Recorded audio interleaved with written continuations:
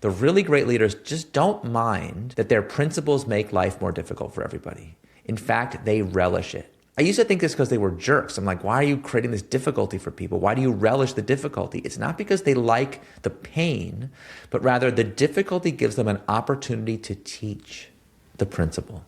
Because when I say I care about quality, you don't really know if I'm serious about it.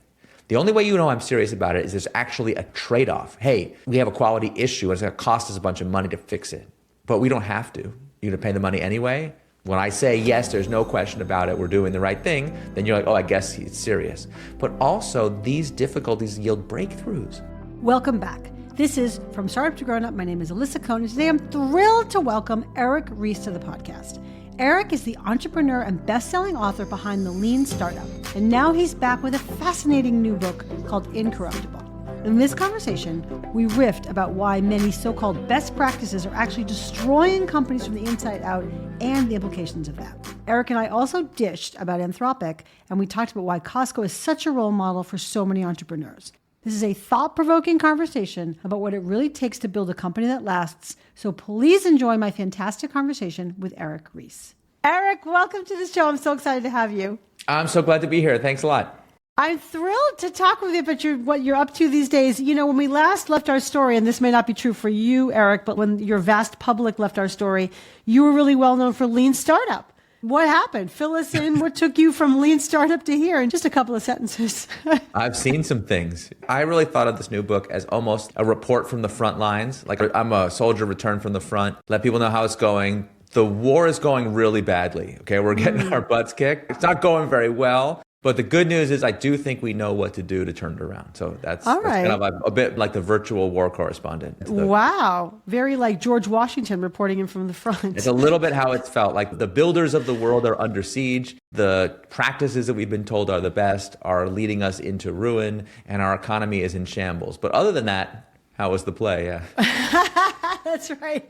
Other things are going great. Well, let's talk about that. You talk about in your book called Incorruptible, you talk about so-called best practices, and we've all been schooled on the talk of best practices, right? So why are best practices as it relates to company building and maybe, let's say, governance building bad?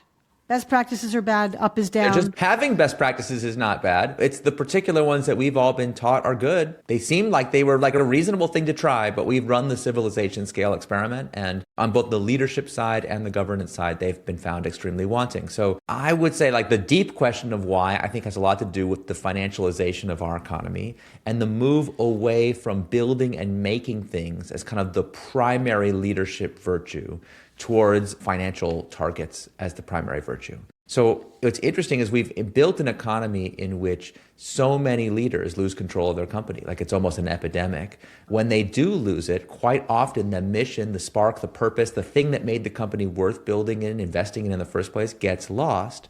And quite often human consequences follow that are quite negative, but also quite often financial consequences follow that are quite negative. So we've been kind of teaching people a set of practices that in practice are value destroying. Those are fighting words, right? So sure, let's do it, yeah. I want to get into it. So what are some tactical things that you actually mean by that? And can you really give us examples of, we're going to definitely talk about Costco. I know it's one of your favorite examples, and we're definitely going to talk about that. But I would even talk about, what do you mean the past? We're thinking so much better in the past. I think we sometimes idealize it. We should not romanticize the past at all. Right. What we can do is learn from the past. The past, that's where our data is. That's where the aggregate information we can study is. And what's interesting to me is there's so many ways in today's economy where we found ways to make money without creating any value. Mm-hmm. It's like all over the place, right? We have private equity companies that take companies over, suck out the value about them, leaving only the burned out husk behind. They make money, but the company is destroyed. How many people trade stocks? So many companies that go public are destroyed by the public markets, but lots of the people involved make plenty of money from the transaction volume that this carnage causes on the way up and on the way down. Of course, we have managers that enrich themselves without regard to the mission. We have so many ways. And yet, those of us who build things for a living share what I call the builder's intuition, which is that the right way to make money is to create more value than you capture. in Tim O'Reilly's famous phrase. What's interesting to me is that is actually ancient wisdom. You can read it in Adam Smith, you can read it in Aristotle, you can read it in Thomas Aquinas. This is an old idea that there are better and worse ways of making money. And yet we've kind of forgotten that in our economy. So am I saying when I quote Aristotle that we should go back to the days of the Greek city-states? Like, no, obviously not, but we can learn something from the past. So here's a really, really big difference. Many of these ways that we can now make money, our grandparents and great-grandparents would have seen them as corruption. They wouldn't have been pleased about it. They would have seen them as morally dubious, and many of them would have been crimes. Like stock buybacks were effectively illegal until the 1980s. This is not ancient history. This is relatively recent. And in the 19th century in America, if you were to take a company and try to convert it from making something specific to just enriching its shareholders, that would have been a crime. They would have voided the corporate charter and given it the corporate death penalty. That's how seriously we used to take the idea that corporations exist to do something specific. Well, that's very interesting because I would love to hear a specific example from the past and what you mean by that. And here's why I'm asking. I've just spent personally, God help me, 26 hours reading the biography of John Adams, right, in honor of our 250th anniversary. Sure, very, very thematic. Yep, and going down the deep dive of Ken Burns' The Revolution and whatnot. And my insight from reading the biography of John Adams is actually human, as in the words of Charlie Munger, it's not that history repeats, it's that human nature doesn't change. Right, and exactly. My experience of reading about our forefathers, the idealism, the Revolutionary War, the idealism really was so much. Everyone was trying to undermine George Washington when he became president. People deserted from the army, even though we thought all those people, right? They went through a lot of stuff that actually, and the freedom of the press was completely expunged because of different reasons. And so, to be honest with you, what I found from that time in our history, which we really idealize, is that people were, wait for it, corruptible. But you're saying that in one way or the other, and it might be that our systems have changed, because I don't think people have changed. Lay that out, what you just said with examples. Yeah, let's get into it. Because people are not incorruptible. Institutions can be incorruptible. Because to be incorruptible means to be long-lived. Right? That's ultimately what it is. Like people use the word corruption, of course it has a moral connotation, but to me this is much closer to its original definition, which is more like what we mean by corrosion today, a kind of a rust in the gears that causes the thing to collapse, to eat itself alive from the inside. That's really the thing we're trying to protect against. And I think people forget when they become leaders that organizations are by design to, except for political campaigns, pretty much all other organizations are designed to outlive you. So if this immortal being that you are working on loses control of it, and you're like Frankenstein and his monster, and it becomes really, really terrible. So there's nothing new under the sun from a human nature perspective. What has happened is we have changed the systems that surround these organizations. We have built this pressure I call financial gravity. The book is a bit about the physics of organizations, like the forces that act on them from the outside and from the inside that determine which surface level things we're allowed to do. What can we do from a business model, strategy, culture, leadership perspective? And I think most leaders are blind to these forces, so they don't realize how much their own choices are constrained. So you mentioned Costco. Can I give the Costco story? Yeah. But let me give you the deep cut prehistory. Most people who know the Costco story don't know this part of the story. Okay, pull up a chair, everybody. Go ahead. Yeah, here's the deep cut. I'm going to tell you now. Everyone gather around. Let me tell you the legend of Sol Price. Yeah. Okay, Sol Price in his day was very famous, but I feel like he's kind of passed out of most awareness now. Unless you listen to Founders Podcast. Yes, exactly. Every once in a while, he'll get the due that he's deserves. And the Acquired guys did do a whole episode on Costco, which is also very good. But we start with Sol because he is really the father of modern retail. And the way you know how influential he was is not just Costco. If you read a biography of Sam Walton, you will learn that he named his company Walmart as an intentional tribute to Sol's company, FedMart. FedMart was the original discount retailer.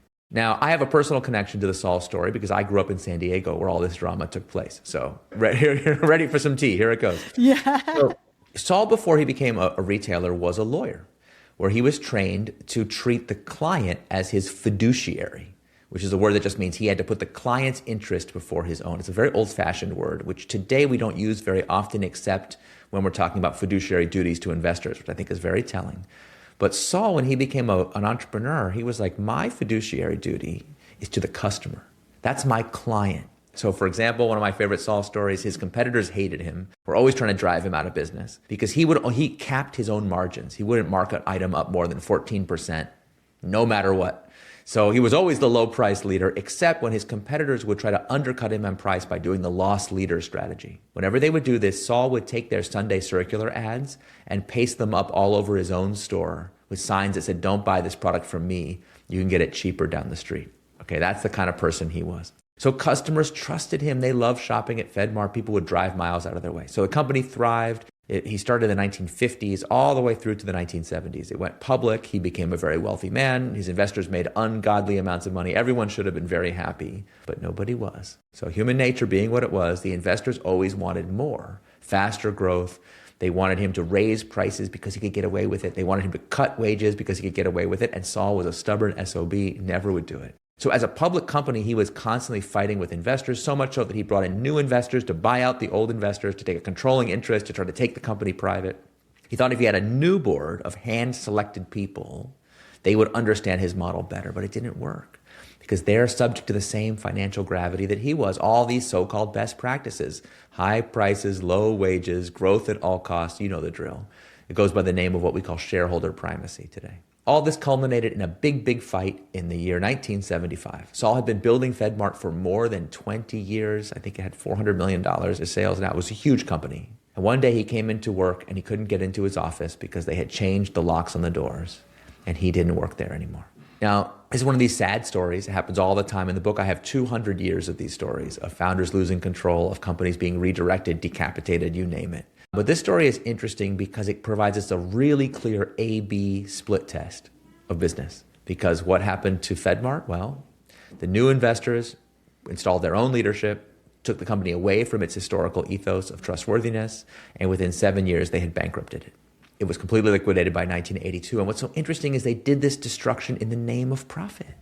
To be profitable, it was profoundly unprofitable. So why did we pursue it in the name of profit? Well, if you understand human nature, if you've ever wondered how come human beings have been telling Aesop's fable of the goose that laid the golden egg for like how many thousands of years have we been telling that story? Because this is an endemic part of human nature. We can't help ourselves. We do this kind of thing. But Sol was not done.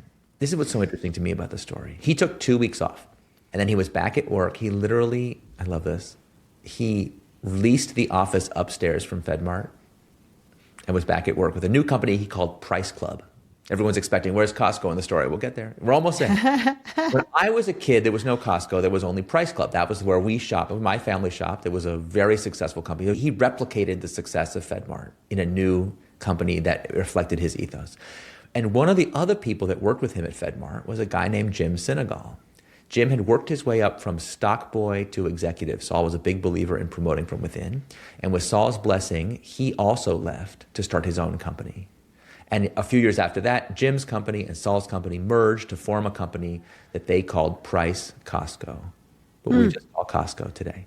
Today, Costco is a $400 billion public company. And yet, the mystery of this whole book is how come if this is inevitable, this corruption we've been talking about, if what happened to FedMart is inevitable or all these other companies that have been destroyed, how come it hasn't happened to Costco? Costco's been public for like 40 years now. Yep. The reason is because Costco combines the two elements we need. This is the short version of the whole blueprint of this book. We need the ethos of Sol Price, and we need something else. We need the integrity of Costco. What is integrity? Integrity means structural integrity. I mentioned before, corruption is like corrosion in the joints. So if a bridge collapses because the metal bolts are all rusted, we don't just say, well, gravity makes it impossible to make a strong bridge. No, we build the next bridge with stainless steel. And Costco has what I call a governance fortress. It is built out of stronger stuff than most companies. So when Wall Street and markets attack it, try to pressure it to abandon its ethos, it has the structural strength to resist. Before you lay this out, I have a different question. I want to talk a little bit about financial gravity, but then I want you to lay out the principles for Costco, and then I want to move actually to Anthropic, because I know that they're replicating in some way, shape, or form this, and so I want to hear kind of how you think about that. But before we get there, I am curious, if human nature doesn't change, why do you think Sol Price was not subject to the laws of financial gravity as a human being? Okay. So this is really interesting. Financial gravity, it affects us all, but not to the same extent as individuals as it does when we are in an organizational context. So have you ever been around someone who's meeting a celebrity for the first time or meeting a billionaire for the first time? It's like really gross. Like when we have really acute differences of status, people behave so weird. We've all seen that happen. But generally speaking, most of us in our regular life, we don't encounter celebrities that often unless you live in LA. We don't encounter billionaires that often, even if you live here in San Francisco. Like it's not that common unless you have a very particular kind of job.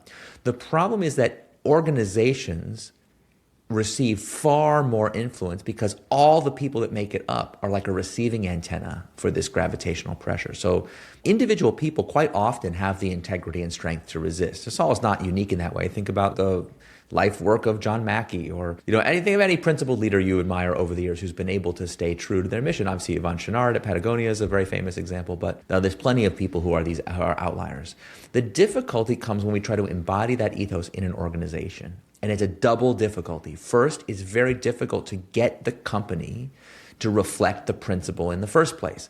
Sol was a classic example of this principle I call harder is easier, where the really great leaders, they go out of their way to make life difficult for themselves by having these immutable principles that they simply won't compromise. The late, great Clay Christensen once said that it's easier to have a principle 100% of the time than 98% of the time. Like if you're completely uncompromising about it, then you never have to have any meetings about it, and you can focus everyone's energy on how are we going to make it work. The principle I call figure it out, after a famous quote from Jim Sinegal. But then even if you manage to do this at an organizational level, now you have the problem that the more you do this, the more you have this ethos, the more trustworthy your company will be. Everyone says, oh, isn't that good? Yeah, it is good. Trustworthiness is by far the most underrated asset in all of business today.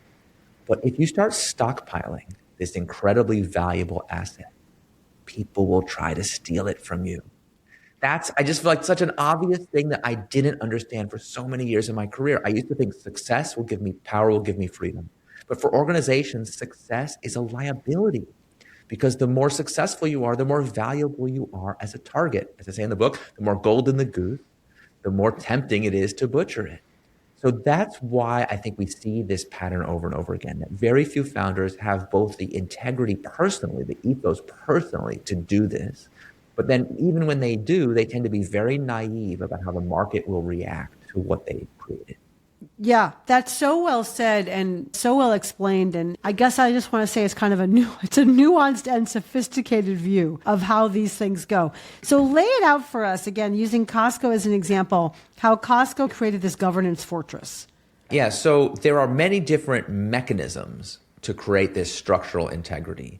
Costco's is actually one of the simpler ones. Costco simply has a series of rules that prevent investors from messing with their governance. So Costco's board, if you look at what they say what their job is, they see themselves as a bulwark against outside pressure, not as these agents of shareholders to do whatever they want, which is a good thing because every couple of years, Wall Street decides that they're going to try to bring Costco to heel and stop them from being different from other companies. This is something I think we really have to grapple with as leaders, that there is this pressure to conform in our financial system. If you want to study solidarity, don't study unions, study banks. Investment banks, and these people understand solidarity. They understand class warfare far better than any trade union ever has. So for example, like I quote a Wall Street analyst who's complaining about Costco, and they say, Costco takes money that rightfully belongs to shareholders and instead invests it in improving the customer experience.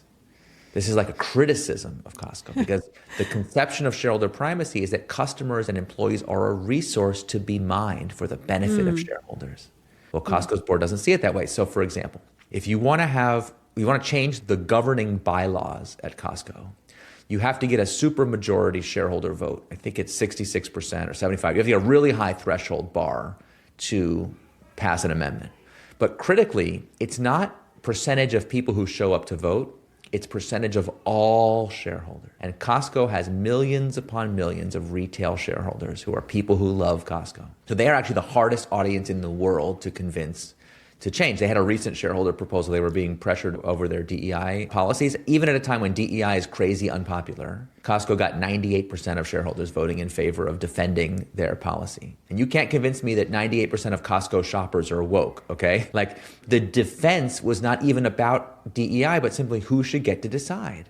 Because Costco's so well performing, its shareholders understand that the management has done a good job. They've earned the right to decide, even if shareholders disagree. Actually, that's a very good point. I want to hear the rest you have to say, but like that's a very good point because that whole DEI thing was DEI has gotten unpopular, and then Costco held up their standards around DEI, and then to your point, I'm positive that was a lot of people who didn't necessarily believe in DEI per se were supporting that. 98%. It had to be. Just by logic, it had to be. And then the flywheel about that was, and then people thought better about Costco and then flocked more to Costco, right? So they've set up this trusted flywheel. The flywheel is exactly the right thing. If you look at the difference between Target and Costco, who both were on opposite sides of this DEI controversy, like the commercial results for Costco since then. And this happens every couple of years to Costco. In the book, I was spoiled for choice how many of these ridiculous things, like in the 2006, like 20 years ago, there was a big fight to change a different element of Costco's governance. They have what's called a classified board, which is an arcane thing about if an activist wants to throw out all your directors,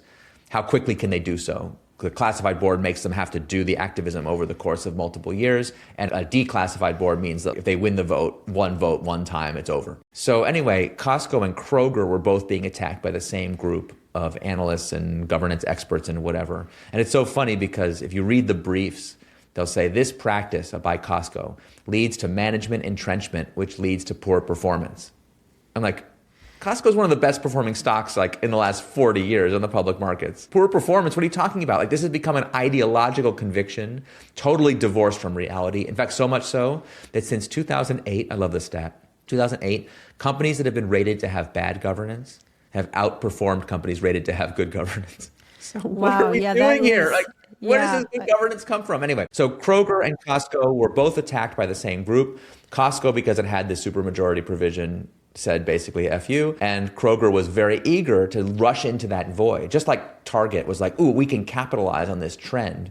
So Kroger did all the things. They went from a low governance rating to high governance rating, whereas Costco's always had a low governance rating. They don't care. So what's funny is that like from the moment of this change, the fortunes of the two companies have diverged in a really profound way. I even found an analyst that was comparing the two companies, not even writing about corporate governance or anything, and they just said, since this date, Kroger's performance has been like Costco in reverse. So I always tell founders that if you're ever in a board meeting and someone says to you, I think we should do something because it's the best practice, and just in your mind, you have to substitute Kroger practice. Okay? Yeah. This is whoever's saying best practice to you. This is someone who thinks you should be more like Kroger and less like Costco. Now, Kroger's not a bad company. I don't mean to pick on them. They're just a regular company. But Costco is a great company. Wouldn't you rather be more like that? Surely. So Eric, and again, I'm going to play devil's advocate. There was a company that I coached inside of a large public company. And here was my observation. The executives on the whole were very focused on the most important thing, which was me, and my territory. Just being super honest about it. Okay, me and my territory, my this and that and the other. And the CEO was extremely focused on me, right? Just to say that. And I experienced that it was confusing to me. The results kept getting worse. And I thought to myself, I wonder why the board doesn't step in.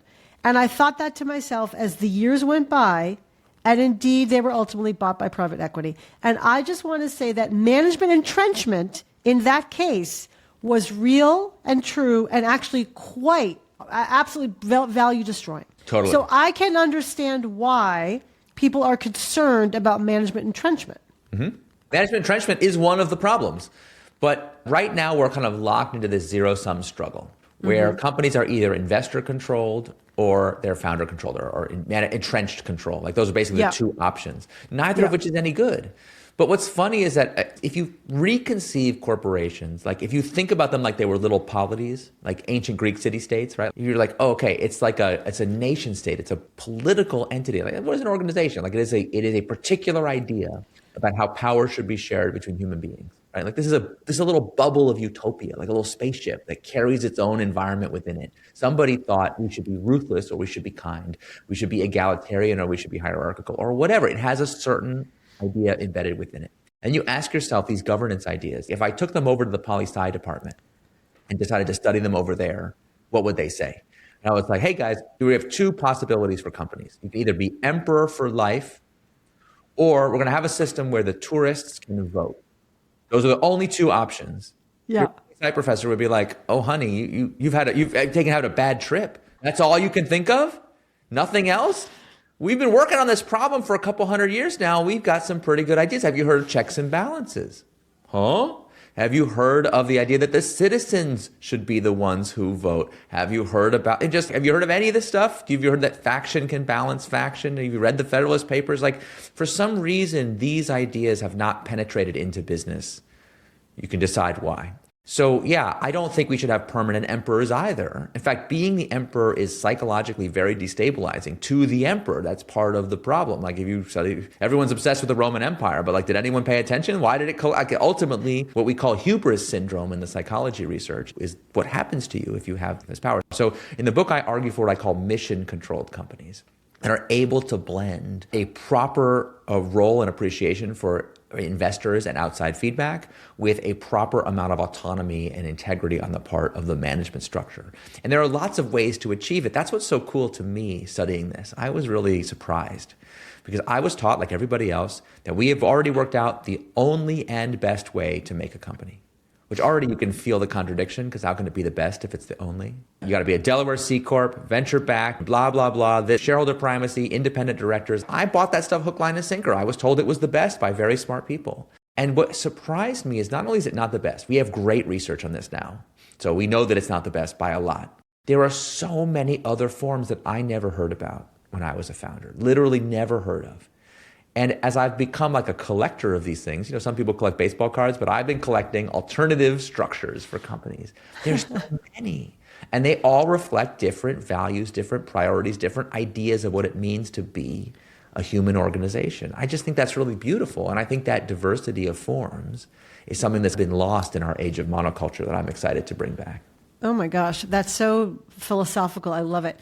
I love it so much. So that brings us to Anthropic. Because yeah. I know you've been involved with Anthropic and you've been advising them. And so paint the picture for us about what they're doing to try to handle what you're talking about and kind of fortress themselves. Look, Anthropic is under more pressure than any company in human history, as far as I can tell. First of all, to be super clear, I played only a very bit part, and I take no credit for their incredible success. Okay, all the credit is to Dario and Daniela. They have built an amazing company. So much so that people accuse it of being cult-like because the level of belief and intensity and alignment internally is so high. Now, people say cult-like, they mean it as a criticism, but those same people will be like, man, Anthropic has these advantages, like it has superior inference costs, more efficient AI systems. It's more focused, has more focus than these other companies. It's more this, they have better product velocity. There's all these things that are positive over there. And for every single one of them, if you say, well, why do they have better product velocity? You're like, well, because they follow lean startup, and they're so, but why? Well, because they have better talent. But why? Because that's where the best people want to work. But why? Well, they think if they go work there, they're going to be the good guys. But why do they think that? Well, because everyone's so aligned. But why hasn't financial gravity ruined it? Oh, because there's a structure that protects it. So you always come back to ethos and integrity wherever you start. Why the superior inference cost? It's the same argument. Same for every one of the advantages. Now, what I really like about Anthropic, and look, are they perfect? No, for the record, they are not perfect. I can criticize them too. But what I think is really beautiful about what they've done is they took their own mission very seriously from the beginning. They tried really hard to make sure that everybody involved was a true believer about the need for AI safety and the need for this transformative technology to benefit all humanity. And instead of just letting that be like the frosting on the outside, that they just told everybody that while they just do the shareholder primacy thing on the inside, they really did the structural difference. So they're a public benefit corp. Their legal corporate mission is not just to make money, but to do this this public benefit. They have something called the long-term benefit trust, which is like a two-entity scheme where you have an outside set of trustees who have the ability to appoint directors to the for-profit board. This is a very important, very well-studied structure that they were one of the first like modern tech companies to really embrace. And it's really the two different boards.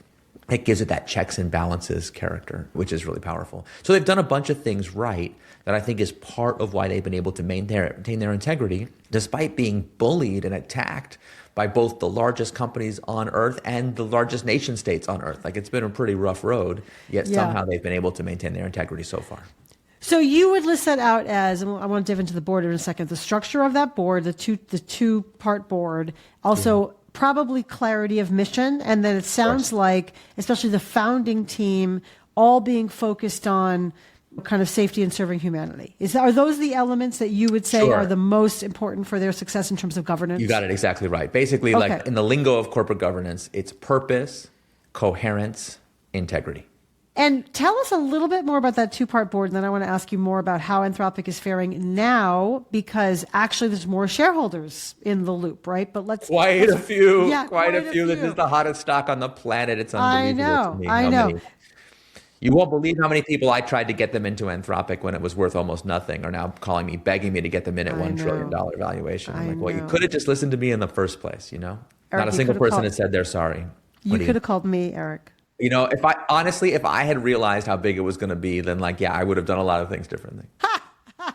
That makes sense. Okay, so they came to you. Well, actually, that's a really interesting point. They came to you, a tiny little company. Yeah. They had obviously broken off from OpenAI. Yeah, I met them when they had just left. Okay. OpenAI was probably at that time a big deal, but small b, right? Probably not as big a deal as it is now. Is that accurate? No. People thought this whole thing was a really petty internecine feud between AI safety researchers, because this is before ChatGPT. Right. Yeah, no, people did not think this was going to be a big deal, except inside a very narrow slice of the world that happened to include a bunch of friends of mine who had suggested that they talk. One of their earliest investors was a good friend of mine who said, look, you got to go talk to Eric about this governance structure. So I was very lucky, honestly, just to get to meet them and to get to be on the inside of this thing from a very early age. In the first 2 years of the company's life, this required a lot of work to review every term sheet and make sure that this thing was properly defended from investors. And in particular, they and their investors both, nobody wanted to do founder control. Because part of their complaint about what had happened in OpenAI was simply that there had been a control issue. So they wanted to do something different. So they weren't going to do dual class shares. They weren't going to be emperor for life. So it's but then what are we going to do? How can we still make promises that people can believe that no matter how much money this company is worth, it will still have integrity to this mission? So that really was the origin of what eventually became what they call the long-term benefit trust, which is technically a perpetual purpose trust under Delaware law. That's a specific kind of thing you can make. And I don't want to get too much into the legalities here. There are quite a few of these structures that have this 2 or 3 tiered system where you have a board that checks another board or holds another board accountable. And the research shows that those structures are a lot more stable over the long term than basically unicameral, right? Single power structure, single point of failure organizations. So 2 things. I experience the notion of checks and balances as getting in the way of moving fast. And I also think, so you have to fill in the blanks here, OpenAI also had a weird board structure, right? It didn't seem to... Being weird. Right, Being weird. They said they laughed at Galileo, they laughed at Newton, but they also laughed at Bozo the Clown. Being weird is not good in itself. It's just that he currently perceives some of the good things as weird. So no, OpenAI never had a 2-tiered structure, even though they had this weird for-profit, non-profit hybrid thing. And if you had to choose the weird OpenAI weird hybrid thing or the Anthropic one, you absolutely want to pick the Anthropic one. 7 days of the week. Nothing else away. And listen, you shouldn't draw too much lessons from OpenAI because that story is so bizarre in so many ways and so unusual because it involves these big personality, rich people. You got Elon versus Sam and you got whatever, and you got these dramas and clashes and whatever. But let me go back to the first thing you said, which is, checks and balances versus speed. Yep. This is something that is very commonly misunderstood. But I am a big advocate for corporate speed in decision making. Okay, speed is very important to me, and that's obviously been a key part of my work. And I think people didn't take away the right lesson from Lean Startup that I intended, which I take responsibility for. I wish if I could go back and do it again, I would have been more clear on this point. The speed that Lean Startup enables is made possible by a grant from, a gift from. The gift is from these immutable principles that make it possible. So you have to have prior commitments to certain things that are not going fast in order to go fast. Let's take a commercial break and talk about Lean Startup because it's not clear that everyone knows. So can you summarize the immutable principles and the key insights around Lean Startup and why it became such a phenom? Sure. Well, you never really know why, but I'll do my best. The lean in Lean Startup comes from lean manufacturing. So I was trying to find a conceptual framework to answer this really difficult question, which is, if most modern management techniques are based on planning and forecasting, what do we do in entrepreneurship when we have no idea what's going to happen in the future? So most business plans, in my experience as an entrepreneur, were like fiction writing. We were making these predictions about the future, but we had no idea if they were going to happen. And I remember once being in a startup, we had this incredible business plan with this beautiful hockey stick shaped curve in the back, and it said after 6 months after launch, we would have almost no customers and almost no revenue. And we were like, this plan is genius. Look, it's month 5 and we've got no customers, just like the plan foretold. The hockey stick must be about to commence. But of course, we stayed on the long, flat part indefinitely, right? So how do we prevent that from happening? So the core insight is to take the scientific method, which, has been around for a little while. Seems like it's worked out pretty well, here to stay maybe. So let's apply that to what we call the leap of faith assumptions, the hypotheses that drive the business. So by doing that, we can be more systematic in our business decision making. We can build business experiments that are called minimum viable products, or MVPs. And when a series of those experiments shows that one of our assumptions is wrong, instead of the company going out of business, instead we do a pivot, a change in strategy without a change in vision. And this mechanism, we have a kind of fundamental cycle time by which we do this over and over again. We call that the build, measure, learn feedback loop. So one way to think about it is like borrowing ideas from lean manufacturing, from customer development, from DevOps, from Agile, all over the business, from design thinking, putting them in a blender and saying, here's a more scientific, more humane, more long-term orientation way to do innovation in a business context. I love it. And so you're saying, basically, you're like, don't tell me I don't like fast. I invented lean startup. I like fast. And so it's like fast iterations. And then talk about how checks and balances you're talking about don't get in the way of the right kind of speed. Yeah.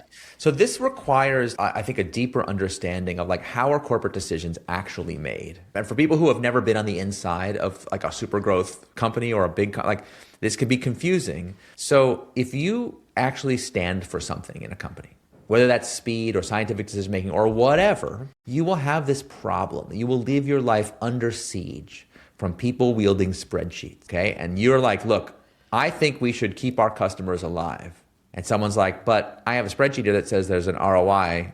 The ROI of using a slightly more carcinogenic ingredient, we could, as long as we get away with it, we could save 3 cents on the bill of materials and no one will ever know, right? Those kinds of trade-off decisions actually are like sand in the gears. To do anything great, you have to have millions of these meetings. The whole point of Lean Startup was to say, look, we're going to use scientific decision making. But just making that statement means we have to be prepared to defend scientific decision making itself from someone saying, look, how about this time we just be a little bit deceptive? Why bother testing and experimenting when we can make the thing addictive? Why bother being transparent and disclosing to our customers when we can get away with cheating them? That kind of constant ROI-based thinking, it's just it's exhausting. It wastes a lot of time and actually makes it difficult to get anything done. Similarly, the focus benefit. So if we are clear on what our purpose is, then we don't have to have 100 meetings cascading down the exact instructions for everybody to do. We can just say, listen, this is the purpose, this is your goal, run and go. I was just on Lenny's podcast and he was talking about, he's been going this thing where he's going and interviewing all the product managers who work at Anthropic, who are working on Claude Code and all the key people. Yeah. And he was like, this is the most lean startup aligned organization ever, even though they don't use that language publicly because it's not designed to be used publicly. Minimum viable product is an internal term of art. It's not something you tell to customers. But they have this extremely rapid iteration. Why? Why is it so fast? It's because everyone there understands what the company stands for. So there's no question about whether the company would want you to do the right thing if you had the opportunity to do so. You don't have to waste time getting a meeting with a manager to get their permission to do whatever. This is actually an idea that goes back to Colonel John Boyd and what's called the OODA loop in maneuver warfare. That when you're in a competitive situation, the speed with which you can observe, orient, decide, and act, it was a special look, that the speed with which you can process information is your most vital resource. It's actually, in a war context, more valuable than armaments, munition, training, anything. It's the most valuable thing is how fast can you process what's happening. And so when we talk about checks and balances, an aligned structure creates a container within which speed is very, very, very fast. And occasionally we will have to break out of the container to consider a big picture question. Think about, the recent intervention from the Pentagon trying to destroy Anthropic. I'm sure that required them to gather everybody to be like, no, this requires a meeting because we're in exceptional uncharted territory here. But most of the time, most decisions can be made relatively autonomously because everyone clearly understands what the company stands for. And this clarity aligns with what's in their heart. I think this is overlooked in a lot of strategy contexts where we teach people that leadership is about clear communication, which is true. But if the thing you're communicating makes no sense to people, it doesn't matter how clearly you do it. And if the thing is malign, then the more clarity you bring to it, the worse it will be because people will be in revolt. So a lot of corporate communication, best practices, are just institutionalized lying because the company does not want to admit what's really going on. Leaving the moral consequences of this aside, just the efficiency loss of all this bullshit actually makes it hard to get anything done. Ask your friend who's a middle manager. They'll tell you. Wow, Eric, you just said so many things. And what I'm really processing is how many people implement lean startup and especially MVP without doing all the hard work you just talked about in terms of purpose and especially, I mean, there's a lot there, but like especially purpose and alignment. And purpose and alignment it's almost like the shorthand for purpose and alignment is like what's in your heart. Mm-hmm. And finding people also who are aligned with what's in your heart and doing the hard work of actually finding the right partners and the right employees that everybody can like move together. So many times. Yeah. And that's like to do, what is it? Hard choices, easy life, easy choices, hard life. Same is true here. Amen. Yeah. There's a whole section of the book called Harder is Easier.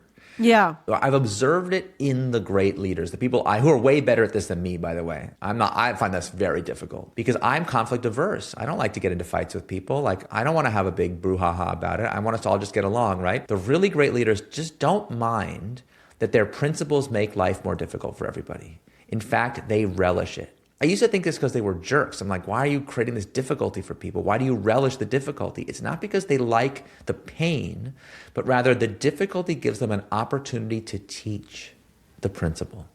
Because when I say I care about quality, you don't really know if I'm serious about it. The only way you know I'm serious about it is there's actually a trade-off. Hey, we have a quality issue and it's going to cost us a bunch of money to fix it, but we don't have to. You're going to pay the money anyway. When I say, yes, there's no question about it, we're doing the right thing, then you're like, oh, I guess it's serious. But also, these difficulties yield breakthroughs. There's all these stories in the book of times when someone did something really difficult, like by pushing on something difficult. Like I tell this story about Cloudflare, and I won't tell the whole story now unless you want, but they did this thing that was really like incredible extra difficulty required to make a certain one of their systems more efficient in order so they could give it away for free. Yeah. Now, they could have just pocketed the savings. Because they had a product that made them a bunch of money and they made it cheaper to operate.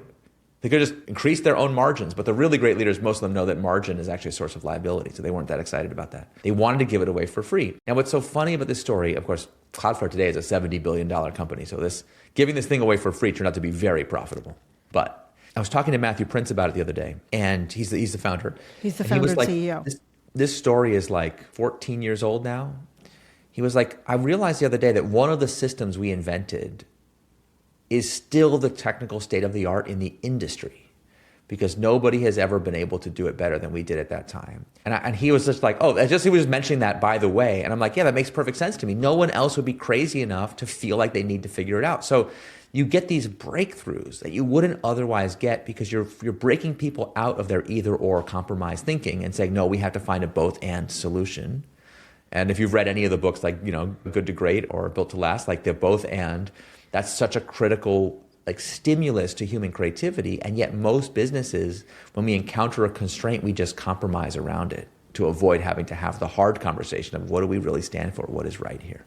Yeah, that's very powerful. Constraints unlock innovation, which we see over and over and over again. Over and over and over again, yeah. Over and over again. If that sort of making the hard decision is so meaningful, and if even, let's say, being difficult in this way, by the way, there are a lot of difficult people and a lot of difficult founders. Just because someone's difficult doesn't mean they're doing this principle in the same way that they laughed at Bozo the Clown. Don't get confused. Right. Don't get confused. And when you clip this part, like, Eric Ries said, I can be difficult. Do not take it that way, right? Yes, it's in you can be principled. Be principled.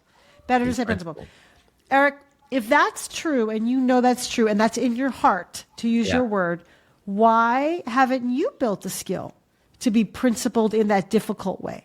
Well, I appreciate you asking. No, that's something that I have really consciously worked on a lot in my own leadership. And I've gotten a lot better at it because I used to be like, I just want everyone to like treat each other with good faith and like figure out the right solution. Like every time I would be called on as a manager to intervene, to like solve some dispute between people who are squabbling, I felt like, gosh, this is such a failure that like I would be ashamed about it. And then I would like, so it's taken me a long time to just be like, no, we have certain principles that are simply non-negotiable. And if someone violates the principle, sorry, this is not the place for you. And you have to be very clear about what those principles are, but also very parsimonious in it. You have to choose. Not everything can be your principle. You can't stand for everything. You have to pick the select things. Now, the other thing that I wish someone had told me earlier is that this works a lot better if the principles you're choosing are also aligned with human flourishing. Because now we're tapping into that deep magnetic alignment you get when people feel like they are contributing to others flourishing, like they're being of service to the world in a way that feels very meaningful. That is just such a great feeling for most people.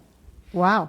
So can you give us an example of you personally, how you sort of, when you turned the corner and you had difficult conversations or wade into conflict or even like let someone go, where it was maybe hard for you, but you did that. What words did you use? How did you talk to yourself about that? My last few questions. Go ahead. Sure. Listen, I have had a lot of unfortunate experience with this because I tried to build something called the long-term stock exchange that was vigorously opposed. So I had a lot of moments where I was like, okay, got to stand for something or not. And I will say the biggest thing for me was, I tell the story in the book, there was a moment when people much bigger and more powerful than us decided that they wanted us to go out of business. And they brought pressure to bear, gravitational pressure, not just on us, but all our partners. And then they just came to me with a classic offer you can't refuse. In the middle of the night, I was like, hey, if you will capitulate here, you can have everything you've ever wanted. You just have to, just change your principles a little bit to align with our principles. And then all this difficulty you're having can be made to go away. Yeah. I remember gathering my team and being like, look, what are we going to do here? Like, we could compromise. If we don't compromise, we're probably going out of business. And if we do compromise, like it'll be like a resume achievement. We'll have gotten a new stock exchange approved. That's pretty cool. No one will care that we had to compromise this principle. Like no one will even know, but we'll know. What do we do? And I remember that was one of the hardest decisions I ever had to make. And I did it with my team. We decided that we would say no, we wouldn't compromise, and we'd accept whatever the consequences of that turned out to be. Now, it turned out we didn't go out of business, and the company's still doing great to this day, but we did not know that at the time we made the choice. Earlier in my life, that would have been impossible for me. I would have been the first one saying we have to give in. Discretion is a better part of valor. We can always come back and fix it later. But now I'm so glad that I've learned. And it wasn't so much that I had gotten stronger, because like I talk about in the book, I was literally curled up in the bathroom floor that night, like barely functional because I was so upset. What happened was we had built the company in a structurally strong way. And we had committed ourselves to these principles, like in a deeper way. It wasn't just about me and my leadership. It was about the integrity of the whole. And though we had conceived of that project mostly to help other companies, because we wanted to be a place where those kinds of companies would list, it wound up saving us first. Wow. That's so powerful. I think it goes to show for everybody the power of growth and the utility, the practical value of growth. That's how I see it. I think so. I think it is very, very useful. Yeah. Eric, just a couple more questions. What do you wish you had known earlier on your journey? Well, I mentioned before the idea that success is a liability. Gosh, I wish someone had explained that to me. That was a really big one. And I wish that I had realized the extent to which so many of the companies, especially in the tech sector, have principles that are just paper thin. And that as soon as it was in their advantage to abandon everything they said they stood for, they would leap at the opportunity. That I should have been able to foresee that, but it took me by surprise. It's been very dispiriting. Yeah, I can imagine. What advice do you have for other founders as they embark on their journeys to grow into leaders? Well, Lean Startup is full of it. I would think with the new book, I especially think people need to be much less naive about what's coming for you and think much earlier about how to build the kind of company you truly want to have. The kind of company that, like, if this works, you want your grandkids to be proud to be related to you, and not like embarrassed that that's how the family fortune was made. And you have a choice. Simple choices made now will have ramifications with you for the rest of your corporate life. So may as well get it right. I love it. So powerful. Eric, thank you so much for joining me. And thank you so much for all your contributions to the startup ecosystem. Oh, that's so nice as you know, they've to been very say. meaningful. Thank you. I appreciate you making time and for giving people a chance to learn about the book. It is Incorruptible. Hold it up. Incorruptible. Here it is. Out Just came now. back from the printer. You can see the shiny cover and everything by my friend Marcus Gosling. Beautiful. Yeah, just appreciate everybody who has been supportive of this in all my work, but especially this new one, helping to put it into the hands of people that need it. So if you have a friend who this will benefit, get them a copy. You'll be doing me a huge favor. Thank you. It's a very meaningful book and an important book and a good read, actually. Lots of stories in there. Oh, good. I'm glad you liked it. Thank you. Thank you for saying that. Appreciate it. Thanks for listening to From Startup to Grown Up. If you like what you heard, give it a review on Apple Podcasts so other people can find it. And if you know of a founder or someone else who is meant to be on this podcast, drop me a line through my website, alisacohn.com.